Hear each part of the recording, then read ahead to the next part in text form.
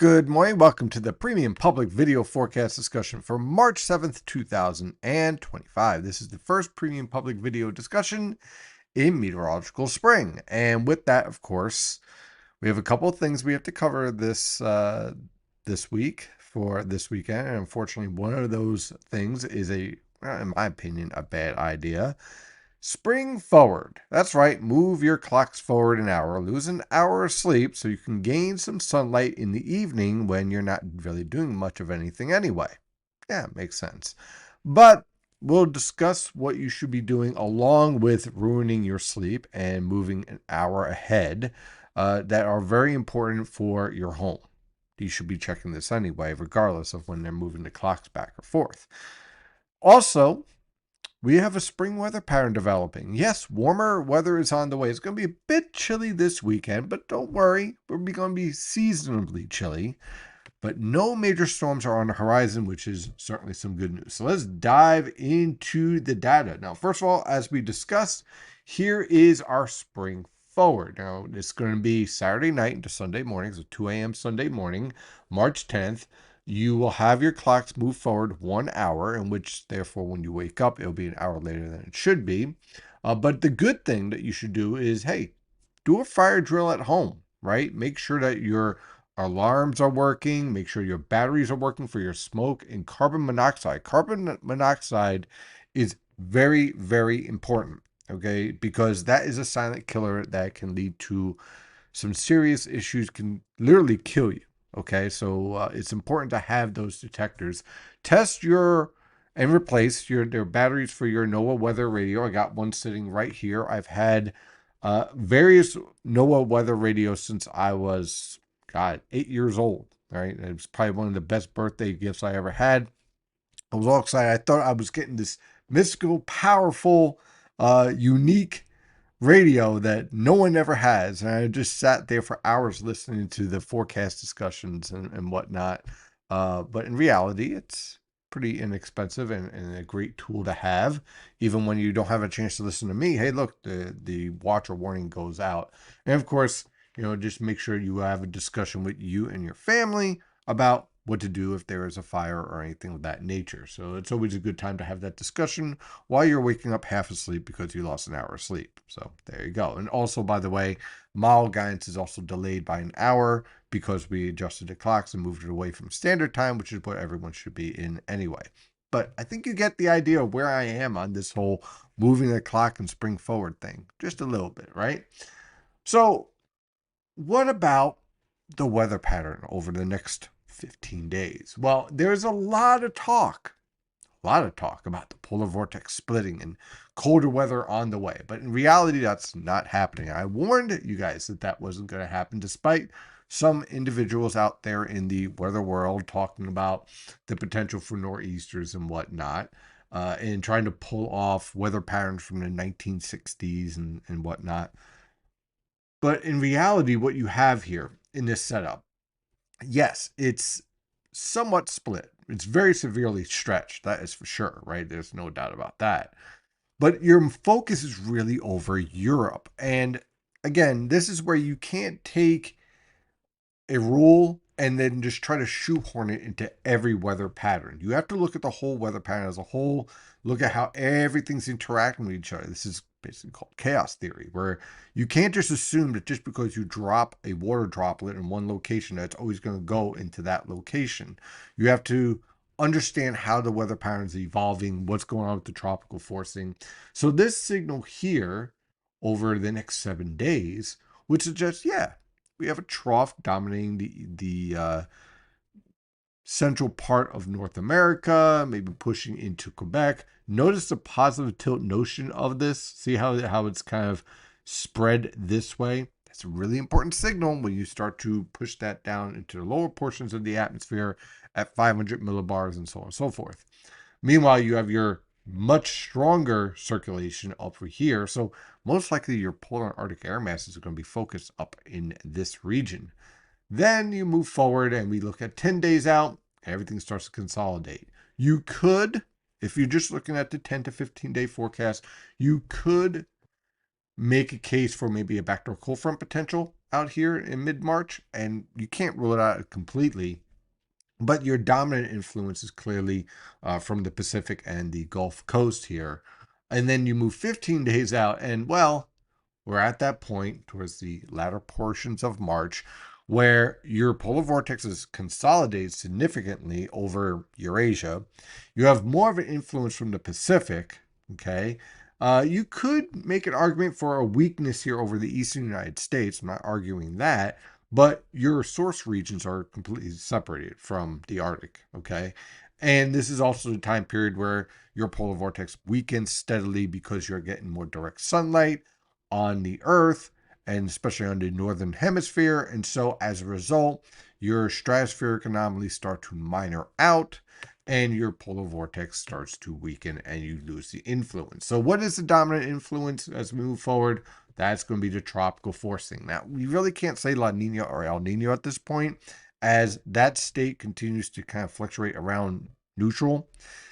But you're clearly getting an influence from the MJO. Okay, so we're in phase one, on the border of 1 and 2, expected to meander around 1 and 2, and then move into a neutral state right around mid-March before we start to shift towards phase 7 and 8 once again. So what does this all mean? It means that the subtropical jet stream is going to be active. You really don't want to rely too much on temperatures or temperature anomalies in this type of environment. Kind of want to take a step back from that and look at the air mass sources rather than just focus completely on the MJO characteristics. But you can certainly take this and look at this as an increase in activity in the subtropical jet stream. So when we take a look at the jet stream, just remember that, right? So this would support a more active subtropical jet stream, and this would be more of a muted type of signal. Then we move back towards more active subtropical jet stream. Active subtropical jet stream in the spring means more showers and thunderstorms. Watch out for those severe events in the plains, the Mississippi River Valley, Tennessee River Valley, maybe the Ohio River Valley. Mid-Atlantic, hold off on that just a little bit. We have to destabilize the atmosphere a little bit more, which means you typically have to get rid of these maritime air masses on the East Coast. So especially around our neck of the woods, that becomes a major factor. We already saw that with the last event where that maritime air mass caused elevated thunderstorms. But we're moving in that direction. So when we take a look at our 500 millibar pattern, it's an actual one. You know, a lot of people are pointing out this negative NAO, but yes, it is a negative NAO pattern. I'm not disputing that right here, right? Only problem is that you have a negative PNA, which means you really don't have any deep trough or ridge. You just have this, well, a very active pattern here, okay? You have a very progressive pattern coming into the West Coast, which basically displaces this influence up towards, let's say, northern New England and southeastern Canada. So again, this is a cool to warm weather pattern. We're transitioning towards one where we're going to see more above normal temperatures.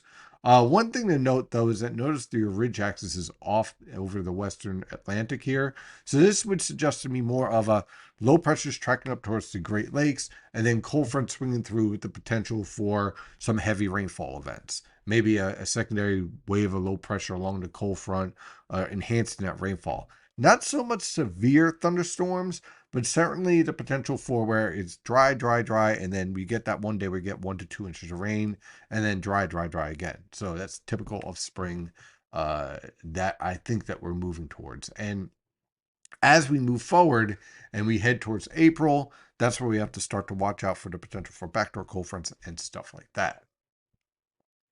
850 millibar temperatures. Again, there's our polar air mass for this weekend. Notice we're chilly, but seasonably chilly, not Arctic cold like last weekend. So we're gradually losing the punch of that polar air mass. It's not a switch, it's a gradual give away. Okay. So notice all of our Arctic air is really locked up in Canada where it could stay because it's spring and it's time for baseball. So that continues as we move on through the next 10 to 15 days. More maritime air masses, more tropical air masses. There's another polar air mass trying to swing through. It lasts about 24 hours and it's already out of here. and more polar air mass influence. So again, looks like we're moving towards a much warmer weather pattern with the better potential for rainfall, because with warmer air, you carry more moisture, so your precipitable water rates go up higher. And we'll see more precipitable water rates up to around 2 inches. Now, what that means for you is basically when you have a cold front move through, you have a higher potential for heavier rainfall. So this morning, still a bit breezy out there at 850 millibar. A jet streak is starting to exit the region.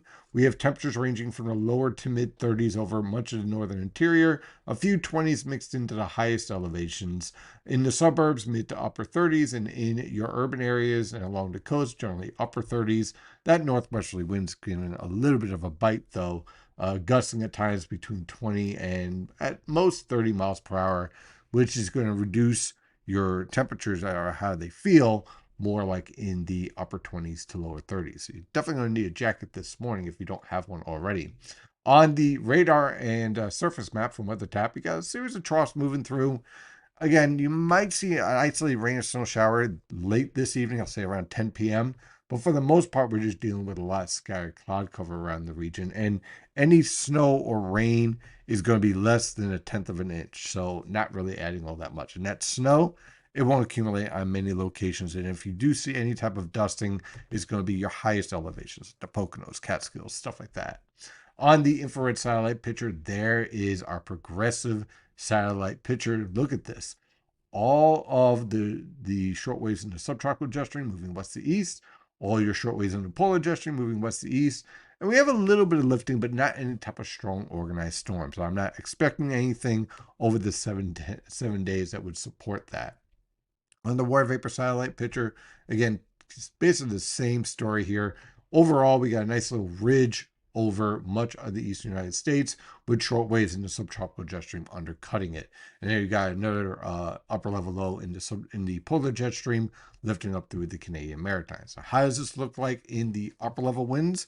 Remember I mentioned the subtropical jet stream, right? Okay, so here's our polar jet stream. It looks like someone's using a rope exercise here, just wave after wave after wave, marching away across the Pacific and slamming into the West Coast and then marching its way through North America. So that's the polar jet stream. Subtropical jet stream, a little bit less wavy, but some vigorous short waves mixed in. So what happens is that with the subtropical jet stream getting a little bit more active, and still there's some pretty good jet streaks in here, it's going to interact with some of these waves. And when they line up just right, that's when we get a strong cold front and severe thunderstorm outbreaks. When they don't, pesky showers here and there.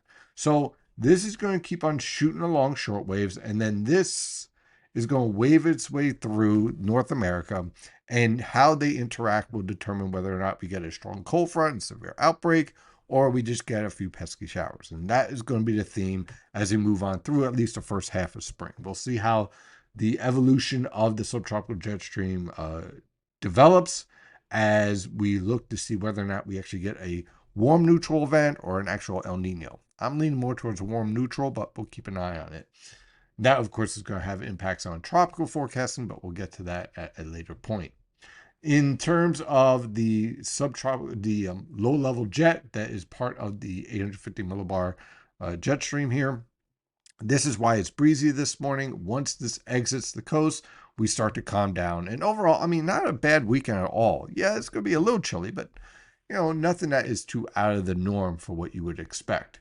So in terms of the next 90 hours, a lot of fast-moving short waves, but not much in the way of activity. Again, our subtropical and polar jet stream separated. There is our subtropical jet stream marching along. Here's our polar jet stream to the north. Not seeing a lot of activity over the next 90 hours, and we're not really lifting much in the way of moisture. When you're seeing this gray, okay, that's way down here. That means you're not really dealing with a lot of moisture, and we really don't see much. At most, you get up to this point here, which is about 0.5 inches of precipitable water in the atmosphere from the surface up to roughly, let's say this is about 600 millibars, which doesn't really give you a lot. Okay, so what this generally means is that anything that does precipitate is not going to produce much in the way of rainfall. And as we look at Sunday into Monday, we're really, really low. So Not expecting much in the way of any type of precipitation. So let's dive into this forecast for today. Still a bit breezy out there, but for the most part, sky cloud cover. Look for high temperatures in the lower to mid 40s over the northern interior, mid to upper 40s along the coast. Tonight into tomorrow morning. Again, a low weak trough moves through with a few isolated rain, snow showers. Look for low temperatures ranging from the upper 20s to lower 30s over the northern interior, mid to upper 30s along the coast. For tomorrow afternoon, look for scattered cloud cover with high temperatures rebounding into the mid to upper 30s over the northern interior, lower to mid 40s along the coast. Again, not anything that's unusually cold. I would call this seasonably chilly, but you're definitely going to need a nice little jacket or a heavy hoodie, something of that nature. On Sunday, high pressure and control. Look for scattered cloud cover, plenty of sunshine. I would not be surprised due to the direct sunlight if we get a little bit warmer than what's being forecasted, but this is what I'm expecting right now. Low temperatures in the lower to mid 20s over the northern interior, mid to upper 20s along the coast and near urban areas. High temperatures ranging from the mid to upper 40s over the northern interior along the immediate coast, upper 40s to lower 50s in the Delaware River Valley. But I would not be surprised if we get up to more like 54, 55 with direct sunlight. Now, Monday, clear skies, beautiful weather conditions, still a little bit chilly, but still warming up a bit more with low temperatures in the lower to mid 30s and high temperatures ranging from the upper 40s to lower 50s over the northern interior, lower to mid 50s along the coast, and mid to upper 50s in the Delaware River Valley, but we could actually be pushing towards 60 degrees in a few locations south of Philadelphia. On Tuesday, it's quiet, high pressure and control. Plenty of sunshine, a little bit warmer, low temperatures ranging from the lower to mid 30s, high temperatures ranging from the mid to upper 50s on Long Island, upper 50s to lower 60s along the coast and over the interior, lower to mid 60s in the Delaware River Valley. Now, that whole setup on Long Island, I'm going to be saying that a lot moving forward because when you get a southwesterly wind impacting Long Island, it basically comes off the Atlantic Ocean, so it keeps you a bit cooler. You'll love this in the summer, not so much in the spring.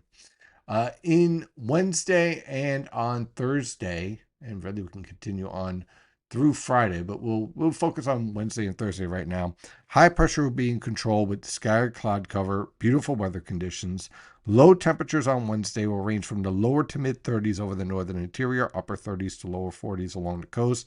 High temperatures will range from the mid to upper 50s on Long Island, lower to mid 60s along the coast over the interior, mid to upper 60s in the Delaware River Valley. On Thursday, it's even warmer, low temperatures in the upper 30s to lower 40s over the northern interior, lower to mid 40s in your suburbs, mid to upper 40s in your urban areas, high temperatures ranging from the lower to mid 60s over the northern interior, lower to mid 60s along the coast, and upper 60s to lower 70s in the Delaware River Valley. Now, a cold front moves through Thursday night into Friday morning. I'm not really expecting much of precipitation, even though it's showing an isolated shower here. Your precipitable water values during this time period are less than 1, 0.1, should I say. So I'm going to say just sky cloud cover, but by Friday morning, a colder air mass will briefly build in with low temperatures ranging from the mid to upper 20s over the northern interior, lower to mid 30s along the coast. High temperatures rebound quickly, though, as that polar air mass modifies rapidly with high temperatures in the lower to mid 50s. So that is your forecast discussion for today in our premium public video discussion. If you would like to have this type of information and data, and if you want to ask questions of your meteorologist, definitely check out the premium consulting membership, only $15 a month. Or if you can, please like, share, and subscribe. It actually helps the channel out quite a bit, and I really would appreciate it. In the meantime, enjoy your weekend, enjoy the hour of sleep you lose, and in the meantime, stay safe out there.